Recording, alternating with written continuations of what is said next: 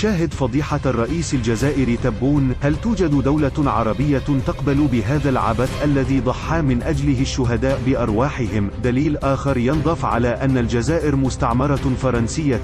كيف لرئيس أن يسمح بأن تطرح عليه الأسئلة بالفرنسية في دولة المليون شهيد، دولة لغتها الرسمية هي العربية، في حين أن هذا اللقاء الرئاسي الشهري هو مناسبة ينتظرها المواطن الجزائري للإجابة عن كل تساؤلاته؟ العديد من الجزائريين عبروا عن سخطهم من هذا السلوك الرعواني، خصوصا من لا يفهم الفرنسية، وهذا دليل يؤكد على أن الجزائر لم تستقل بعد وأنها ولاية من ولايات فرنسا.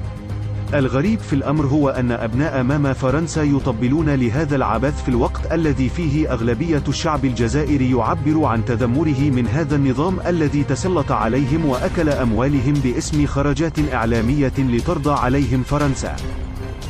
Toujours dans le même chapitre pour les fonds détenus à l'étranger, c'est plus compliqué. Vous êtes en discussion avec les États, Monsieur le Président?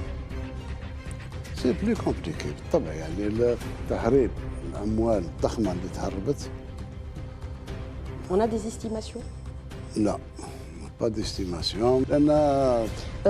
Vous pressez le gouvernement, vous fixez des délais, vous donnez des échéances, vous les bousculez même sur plusieurs dossiers. On peut citer par exemple le code de l'investissement, la numérisation, le code des collectivités locales. Vous avez des délais